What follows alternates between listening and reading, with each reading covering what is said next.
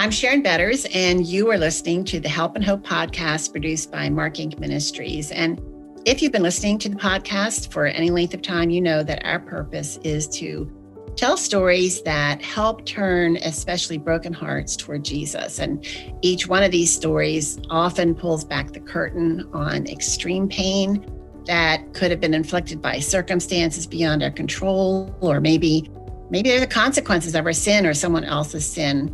Our topics include everything from terminal illness, grief, sex trafficking.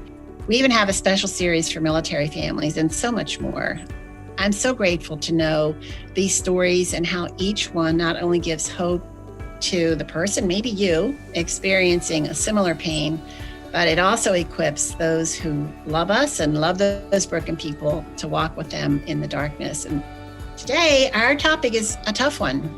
And it's one that is a life crisis that is experienced probably by more people than we realize. In fact, some statistics say that 1 in 8 couples will have trouble getting pregnant. So think about what that means. That's about 6.7 million people each year who will have trouble conceiving. And if you're one of those, you know this is a heartbreaking journey. Then there's 10 to 20% of women who know that they are pregnant will experience a miscarriage. And some studies say that it's even higher.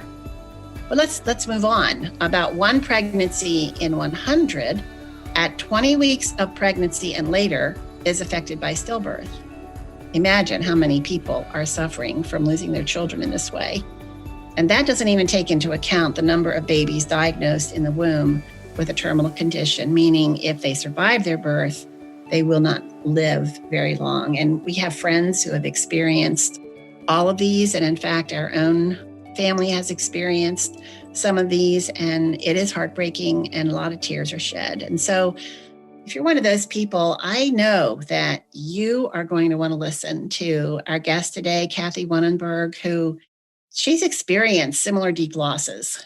And yet Kathe is a hopelifter. And we'll talk more about that in our conversation. But Kathe believes that God can transform anything that we offer him into hope to help others. And we're going to talk about that today. So Kathe, welcome. I'm so grateful that we have this opportunity to talk. It is so good to be with you today, Sharon. Thank you for having me on today. Well, before we jump into our topic, can you just tell us a little bit about yourself and maybe something that gives you joy? Well, I live in the desert.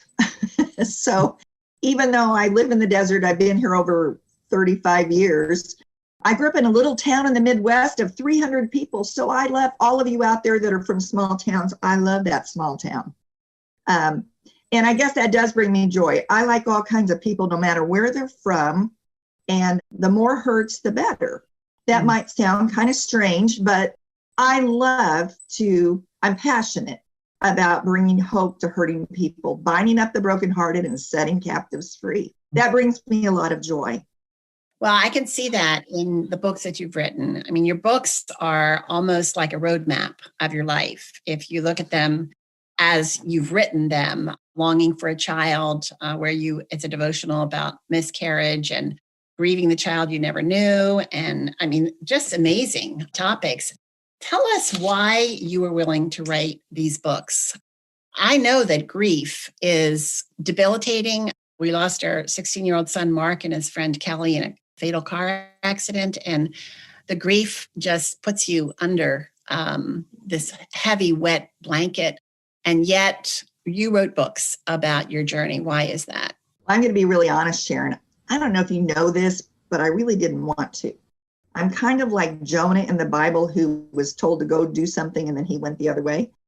And I did go through the loss of children through miscarriage and carrying a baby with a fatal birth defect, but I really didn't picture myself as writing books about grief. I mean, I always wanted to write, but who'd want to be a grief author? So I really did it out of obedience because a friend gave my name to a publisher who contacted me and said, hey, we would like you to consider doing this.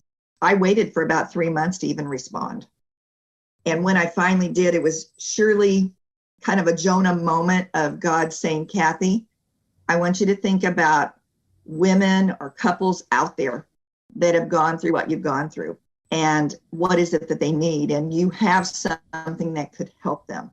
So I actually put stick figures up on the wall, and I started envisioning those of you that are even listening, some of the needs that you'd have. I put, what did they need? What were they feeling? What was I feeling with what I'd gone through? And I just said, God, here I am. I will do it. So I did it out of obedience, not because I wanted to be an author of books about grief, but I believe we go through what we go through to help others go through what we went through. Now, that's my paraphrase from 2 Corinthians when it talks about the God of comfort comforts us with the comfort that we want to give others. I'm paraphrasing that too, but I recognize the verse. I recognize that's good theology. That is definitely good theology. That's where it comes from. So sure obedience. That's why I did it. Yeah. Really what you're describing is you're someone ahead in the journey, and you're calling back, you're reaching out a hand and saying, I'm going to walk with you. Were there specific people who did that for you? When I was in my journey of grief that was back in the 90s. My first losses. I've gone through a lot of losses since then, but my first real significant losses. There weren't a lot of people that were right there right then. However, a few years earlier, there had been a woman that we'd been helping with a youth group at church, and she was pregnant, and she found out that her baby had a fatal birth defect. And I'd never heard of this condition called anencephaly. And so I heard about it. We walked through that with this couple. We were there when their baby daughter was born, and she lived a few days. And so I was mentored several years earlier, but didn't even know it.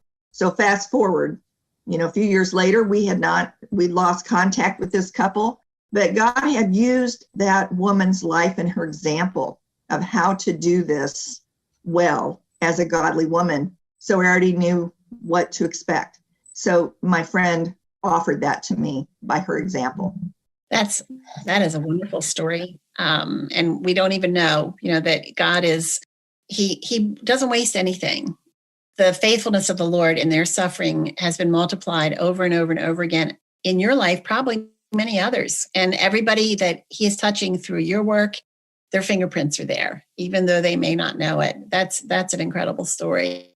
What did people do for you that helped you, like, even get up in the morning after each of the losses that you went through? I will say prayer was the biggest thing. I had a group of women at that time. I was leading a ministry for business and professional women. And these women prayed. They prayed not only during my journey, but after my journey. And then there were a few, 2 or 3, that checked in on me. And there are times when you're going through grieving where you just don't want to be around anybody. Some of you probably can relate to that. And these women would show up at my door and they'd say, come on, we're taking you out. They'd force me to get out. They'd force me to go do things. So really prayer and encouragement, practical ways of just reaching me and my personality. I'm an extrovert. And so when they knew that I was cocooning in, I needed to get out. And the other thing I will say that helped me was being willing to be used, even in the midst of pain. It was a week after I'd lost our son, John Samuel. And I remember getting an email from someone, and they said, here's a woman in an article that's going through what you're going through. Could you reach out to her? And my first thought was, I don't know what I'd have to say, but I thought, you know what? I'm a few months ahead of her. She was like in her 4th month of pregnancy with the same diagnosis. I thought, you know what? I can be a friend to her. So I reached out. And there was something really special that really helped me get through it, knowing it validated my pain. That's a very good way of putting it. I mean, I remember shortly after the death of our son, Mark, and I was invited to speak. And, it was a couple months later. And I thought, I do not want to do this. And I said, you're asking the wrong person. All I'm going to do is stand up there and cry. And I remember her saying, no, I think you're the right person then, because we want someone who is going to be vulnerable, where we can see the Lord at work in that person's life, who's not pretending. And so I see God taking, he says, beauty from ashes. And sometimes it's in a way that we don't ever expect it to be. And no doubt this particular woman probably passed on to somebody else what you offered to her in your own life. So I think, for those of you who are listening, if you're thinking, I couldn't have done that, sometimes God calls us to places where you're right, you can't do it, but he wants you to take that step, and you find out that he does equip you and he encourages you. Talk to the friend who is wanting to help her friend who has suffered several miscarriages. And like you said, you had friends who knew that you were an extrovert, you needed to get out when you started isolating yourself. How can we know what is right for that person? Is it possible? I mean, because we could misstep. I know there were plenty of people that misstepped in our lives. And I know I've, not on purpose, but I'm sure I've hurt people by stepping where I shouldn't have stepped.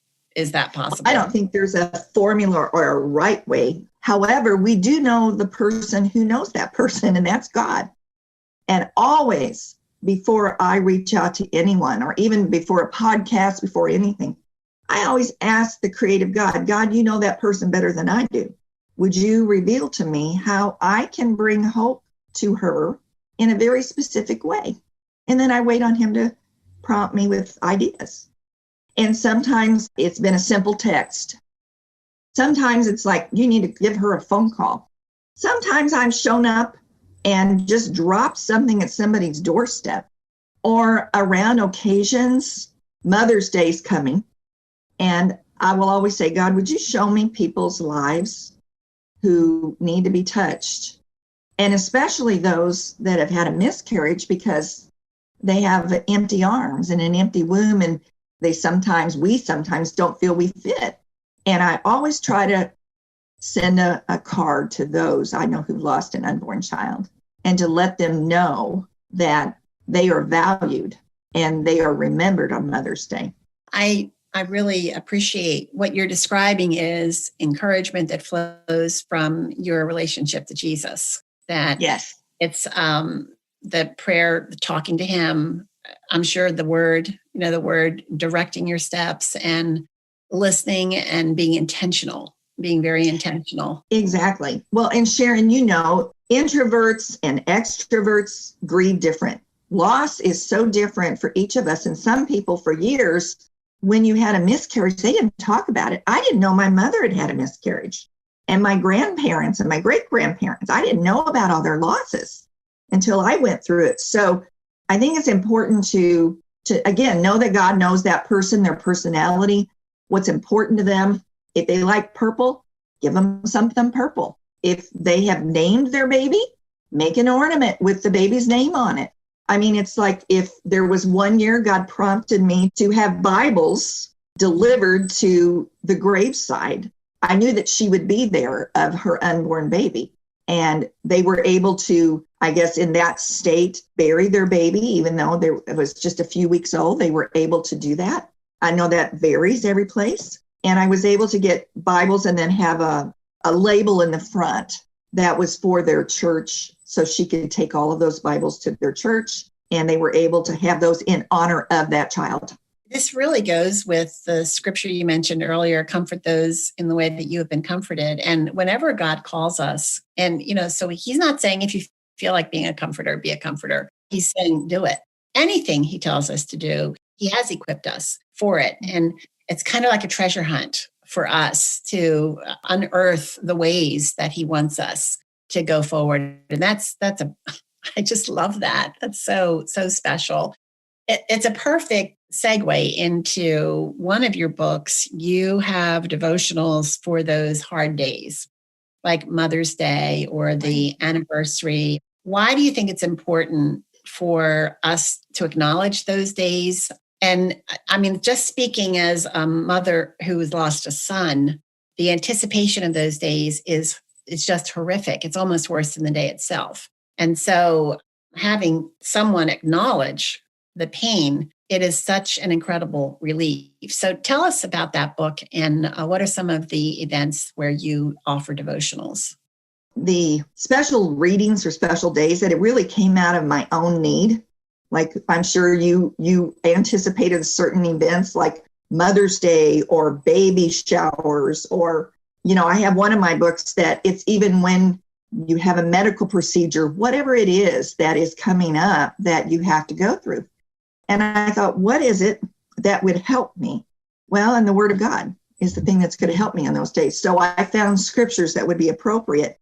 And not only that, but scriptures that you could pray or ask people to pray for you on those days. I think it's important that we are very intentional about who we are. Sometimes we get disappointed and we think other people should know or they should do something for us. Well, we know ourselves best, don't we? So it's important that we're intentional about owning our grief and our loss and our needs. And to say, what is it as Mother's Day is approaching? What is it I think I want to do or I need? And I recognize that I had living children and I also had children that I had lost. So I recognized early on that there were certain needs I had for each, and I needed to look at ways that I could fill both needs and be intentional about that. I think that's such good counsel is, first of all, grieving people often anger results from grief and feeling hurt because other people have not met our expectations. And what I hear you saying is we have to take a step back and say, right, what are my needs and how can I plan to meet those expectations? And we did find with the first few years after Mark's death was we needed to be intentional. I love that word. I use it so much about those special days and plan for them, not just let them creep up on us. And then we're hit with that tidal wave, but recognize it's going to be a hard time. We're going to lean into it. For us, it was how do we honor Mark? How do we remember him? How do we pull our absolutely together? You know, we talk, share stories. What is it that works for us? That is terrific counsel, I think. And also, I want to, those of you who are experiencing these kinds of losses, I recommend, go to Amazon and look up Kathe Wunnenberg and check out her books because they're packed full of this kind of sensitivity. And I wish I had had something like that when we lost our son, Mark. Like you said, back then, people didn't talk about miscarriages and back then people were stoics when it came to grief. And so there wasn't as much available for us as there is today. Are there books or authors or speakers that you found were helpful for you as you walked that? And let me back up a little bit. You can put these two answers together is, how did you respond to your losses through the grid of your faith? And who were some of the people that you turned to, maybe people you never met, authors, speakers, that helped you, and why were they helpful? When I faced going through this deep chasm, I found out on Good Friday. So that actually took me to the Garden of Gethsemane. It took me to Jesus. And what a great way to have my Easter transformed forever, to hear his words as he was crying out, "Can you take this cup from me?" And then to hear his words, "Yet not as my will, but thine be done." And that is the person that really shaped my early stages of how I was going to do grief. I felt if he could release everything, and I knew that God had lost his only son, that's where I needed to go. At that time, I just asked God to use me. I didn't know. There were not grief groups out there. There were not online. We didn't have online then. So I just had to rely on truly the Word of God and different people in Scripture. I mean, Sarah brought me comfort. Hannah brought me comfort. Mary brought me comfort. Lots of people brought me comfort in the Word. My friend that I spoke about, Dottie, she brought me comfort from her example. And a couple of books that really rocked me. One was Ruth Meyer's 31 Days of Praise. What I loved about that book is it had a journal in it, and every devotion focused on who God was. And so I felt that in my journey of grief, I needed to get it out. I needed to cry out to God and yet focus on him. So that gave me permission to do that. And because of her book's journal and that process was so profound for me that I said, if I ever write a book or when I write one, that is a must-have. So I had to fight for the journal pages in my devotional books because most publishers don't want to, pay you to have blank pages. But that shaped me. Another book that really shaped me is A Grace Disguised by Gerald's sister. That book was so profound. And there was one example, which we'll probably talk about later, but there was an example about a tree stump that really resonated with me because I love trees. And even though I'm in Arizona, I love trees. And he helped me. He had gone through the loss of his wife, his mother, and his daughter all in the same time. And I thought I could learn from this man, even though it was different loss. We all have different losses, but I learned some very profound things from him. And that tree stump example was one. It's so interesting, your books you're mentioning, because each of those books impacted me I was one of those people that was desperate to talk to people ahead of me in the journey, read books. I would read anything that anybody sent me. I would try to find something that would help me. And so, of course, in my library, I have several rows of books. It's that God sending his people to come alongside of us. And again, going back to what you said, we go what we go through. I can't say it all right. We go through what we go through to help others go through what we went through. We do. There you go. Yes. All yes. through the Bible and even in our life. Yes. And so these people that you mentioned, thank the Lord that they listened to him say, write this story. What an incredible blessing it is to us. Of course, there's always a downside to helping someone where we say the wrong things or we're thoughtless. How would you advise us to, and I think you're going to go back to the same response as you need to pray, but how do you respond to comments that are kind of thoughtless? Or maybe the person doesn't even know. It could be as innocent as saying, how many children do you have? Or comparing their loss of something you would consider minor to your loss, which is enormous. How do you react? How do you respond? I learned early on, I used to make a list of all their comments. And because it was like, there were some horrible things that were said, instead of responding or reacting, which I did in the early days, sometimes I'd leave the room, sometimes I'd burst into tears, sometimes I would just be silent. I learned to pause. And the scripture that really helped me a lot was, Father, forgive them because they don't know what they're doing. I think Jesus said that. Yeah.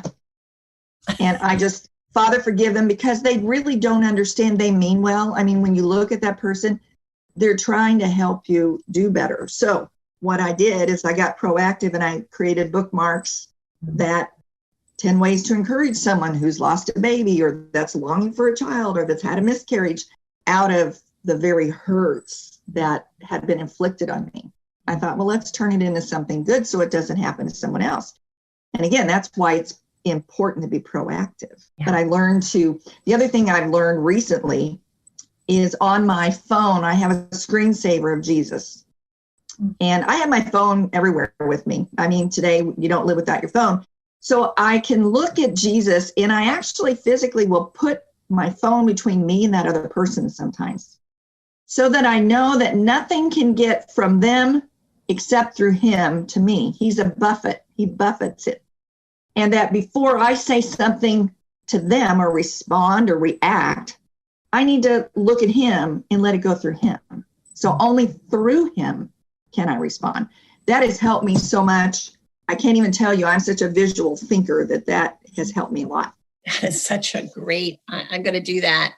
That's so good. Because so often, if we're not intentional, again, the pause, we forget the pause. And so that would certainly be a reminder of the pause. Tell us about Hopelifters, because you have so many incredibly great ideas and counsel about encouragement, and it's all, you've been able to pull it all under the umbrella of Hopelifters. So tell us what that is all about. Well, back in 2005, I was having time with God, and that's another thing. I encourage you to spend time with the Lord and let him bind up your broken heart. That's what I was doing. I was going through another loss of a ministry. We go through lots of losses, and at that time, I was just trying to listen to him and journaling. And he birthed in my heart the desire to start a ministry called Hopelifters. Never heard of that name. But when you look at Romans 5:3-4, it says to rejoice in your suffering, because suffering produces perseverance, perseverance character, and character hope. So we're all in the hope process, even if we're suffering. I wanted to create an organization that was really more of a lifestyle. We go through what we go through to help others go through what we went through. So I began by taking women away to spend time with God. I invited my friend to spend time with God. So that's what we did. I said, you're going to come spend time with God and hear from him. And then it enlarged into taking a few women away for a weekend for a retreat, again, to spend time with God. And Maybe we did some topics and retreats, but it was mainly that. And then God tapped me on the heart. He whispered to my heart and said, Mother's Day is coming. Wouldn't it be nice to take a group of women who lost children away for a day away with God? I thought, that's a great idea. How do I do that? And I felt like he was saying, charter a bus. So the idea came, but it didn't happen for about 4 years. And again, sometimes God will give you an idea to do something and it's not time yet. But 4 years later, sure enough, a Christian charter company contacted me. So I knew this was God's timing. And I stepped out in faith and invited women to go right before Mother's Day. And we went up. Our very first bus trip was for any woman. And then we did one for mothers. And we've been doing that I think we've done 11 bus trips, always the weekend before Mother's Day. Up to 50 women can come as our guest. And we spend a day remembering our children. You can bring pictures of your ultrasound, or if you've only if you have nothing to show, or if you have, doesn't matter what age that you have your child, we honor those mothers. So that happened. And again, I didn't plan it. Books have come out of that, resources. And most recently, Hopelifters has really evolved into a place for leaders to be lifted up. I'm mentoring and coaching probably about 30 women on a regular basis, one-on-one. And during the pandemic, isn't that interesting that God would shut down the more retreats and out there ministry and bring it in closer and invest in those women. I have women that are doing other ministries in other states. I have women that have a heart for broken people. I have, all kinds of women that he's brought to me. So we are really evolving into a place where you can come, get connected, have resources. And I really don't know where he's taking it, but I do know we go through what we go through to help others go through what we went through. I know that's a bottom line. And also Hopelifters, the other part of it is called Unlimited.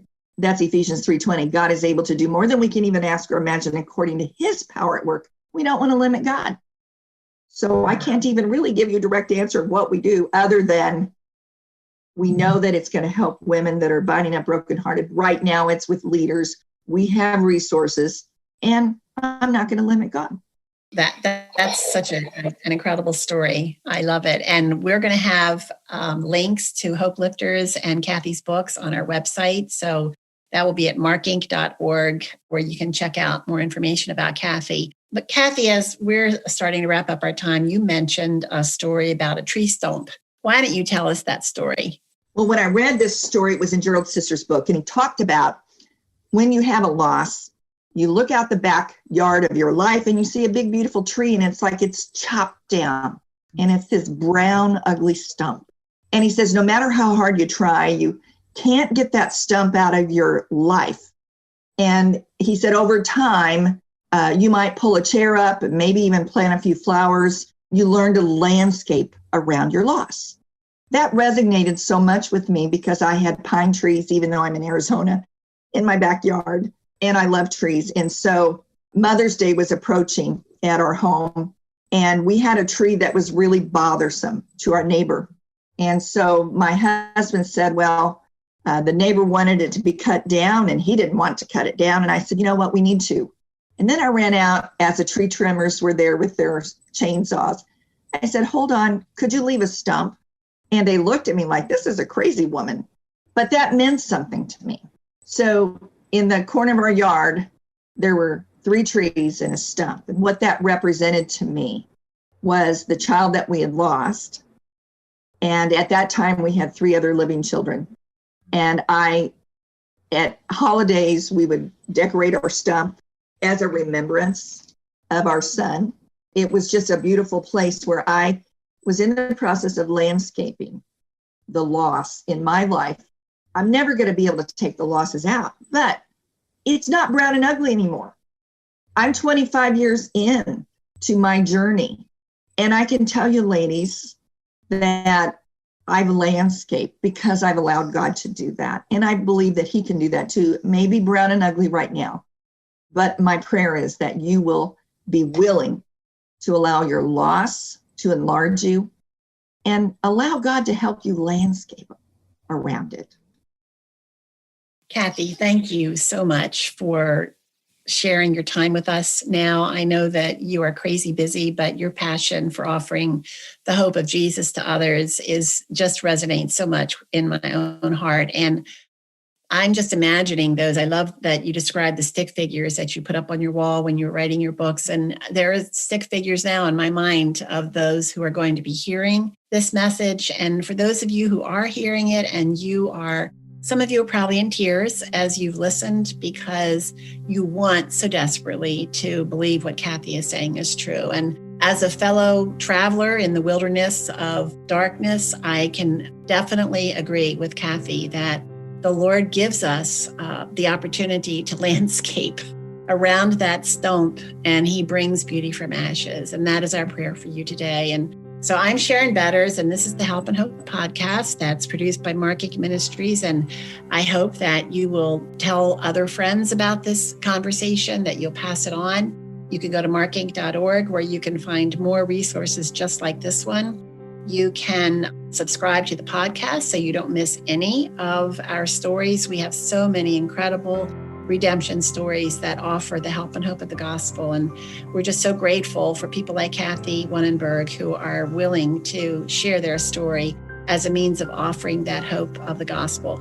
You go to markinc.org, as I said earlier, and we will have links to Kathe's books, a link to Hopelifters. And I urge you to spread the word about Kathe's ministry and also about Mark Inc. Ministries. Thank you so much for joining us today. Thank you for listening to this Help and Hope podcast produced by Mark Inc. Ministries. Be sure to like, comment, and subscribe. Visit markinc.org, markinc.org, to find additional free resources on a variety of topics.